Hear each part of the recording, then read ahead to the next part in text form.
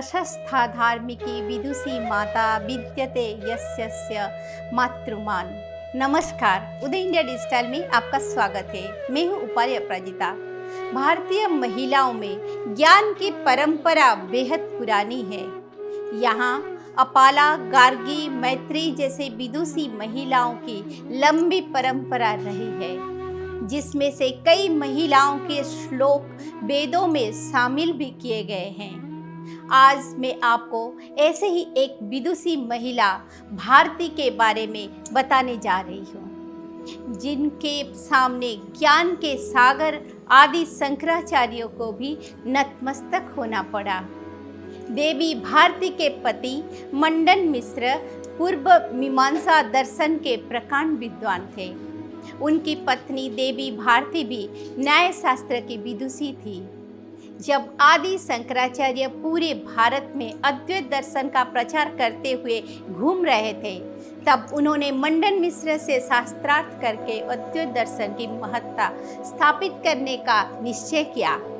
हम आपको बता दें कि प्राचीन भारत में शास्त्रार्थ को ज्ञान और तर्क का युद्ध माना जाता है, जिसमें दो विद्वान अपने अपने मत के पक्ष में शास्त्रों के उद्धरण देते हुए तर्क वितर्क करते थे।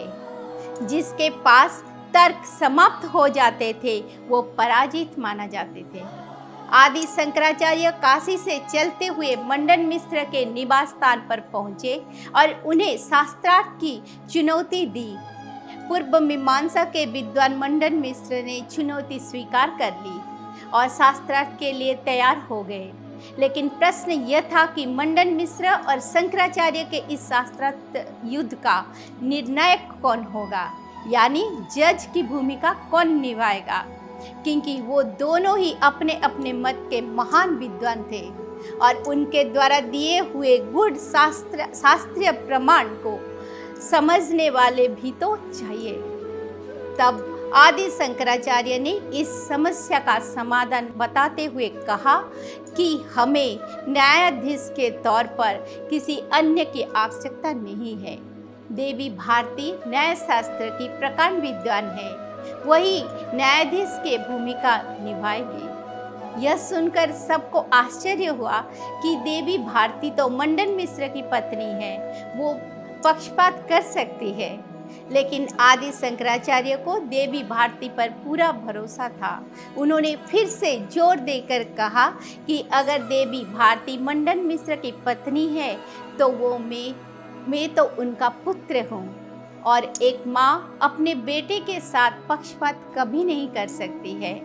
हम आपको बता दें कि जब आदि शंकराचार्य अपने दिग्विजय यात्रा पर निकले थे तो उनकी उम्र सिर्फ 8 वर्ष की थी, जबकि मंडन मिश्र और देवी भारती अधोड़ावस्था में थे। ऐसे में परम विद्वान किंतु बालक अवस्था के शंकराचार्य द्वारा देवी भारती को माता के रूप में पुकार जाना उनके हृदय को छू गया और वो न्यायाधीश की भूमिका निभाने के लिए तैयार हो गई। मंडन मिश्र और शंकराचार्य के बीच शास्त्रार्थ शुरू हो गया। शास्त्रों के उद्धरण प्रस्तुत किए जाने लगे। दोनों ही अद्भुत विद्वान थे, कोई भी हार मानने के लिए तैयार नहीं था। इस प्रकार 42 दिन तक बीत गए। देवी भारती प्रतिदिन शास्त्रार्थ शुरू होते समय दोनों विद्वान को ताजे फूलों की माला पहनाती थी। लेकिन 42वें दिन दोपहर होते होते मंडन मिश्र के गले के माला सूखते गए, जबकि आदि शंकराचार्य के गले की माला अभी ताजी थी। तब देवी भारती ने शास्त्रार्थ को रोक दिया और अपने पति मंडन मिश्र को पराजित घोषित कर दिया। जब लोगों ने इसका कारण पूछा तो उन्होंने बताया कि उनके पति मंडन मिश्र के पास तर्क खत्म हो गए हैं, इसीलिए वो स्वयं को पराजित महसूस करके क्रोधित हो रहे हैं, जिसके वजह से उनके गले की माला सूख गई है। तब आदि शंकराचार्य ने कहा कि तब मुझे विजयी घोषित किया जाना चाहिए। तब देवी भारती ने उत्तर दिया कि मंडन मिश्र पराजित हुए हैं, लेकिन आप विजयी नहीं हुए हैं, क्योंकि उनकी अर्धांगिनी होने के वजह से आपको मुझसे शास्त्रार्थ करना होगा। अगर आपने मुझे पराजित कर दिया तभी आप विजयी घोषित किए जाएंगे। आदि शंकराचार्य तैयार हो गए। देवी भारती जानती थी कि आदि शंकराचार्य परम विद्वान तो है लेकिन बाल ब्रह्मचारी है, इसीलिए उन्होंने आदि शंकराचार्य से गृहस्थ धर्म से संबंधित कुछ गोपनीय प्रश्न पूछे। स्वाभाविक तौर पर आदि शंकराचार्य को गृहस्थ धर्म का ज्ञान नहीं था, लेकिन उन्होंने भी हार नहीं मानी और देवी भारती से 6 महीने की समय लिया।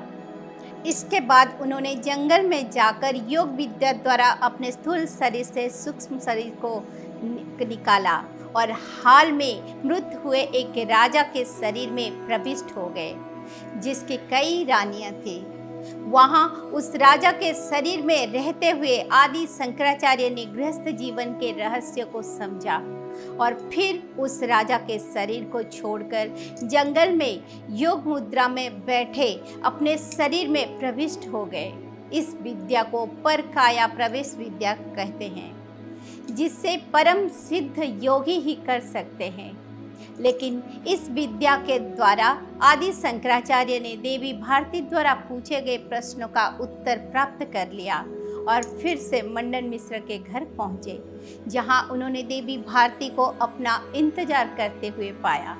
आदि शंकराचार्य ने उनसे पूछा, माँ, क्या आपको विश्वास था कि मैं लौट आऊँगा? तब देवी भारती ने उत्तर दिया कि सूर्य पश्चिम में उग सकता है, लेकिन आपके जैसे महायोगी और विद्वान के वचन झूठे नहीं हो सकते हैं। आपको मैंने पुत्र रूप में देखा है और मुझे अपने पुत्र पर पूरा भरोसा था। इसके बाद आदि शंकराचार्य ने देवी भारती को अपने गृहस्थ जीवन के ज्ञान के बारे में बताया और यह भी बताया कि इस ज्ञान को प्राप्त करने के लिए उन्हें कितनी पापड़ बेलने पड़े। तब देवी भारती संतुष्ट हुई और उन्होंने अपने हाथों से अपने पति मंडन मिश्र को सन्यासी का चोला पहनाया और आदि शंकराचार्य के हवाले कर दिया, जिनका नाम सुरेश्वराचार्य रखा गया। वह आदि शंकराचार्य के प्रधान शिष्यों में गिने गए।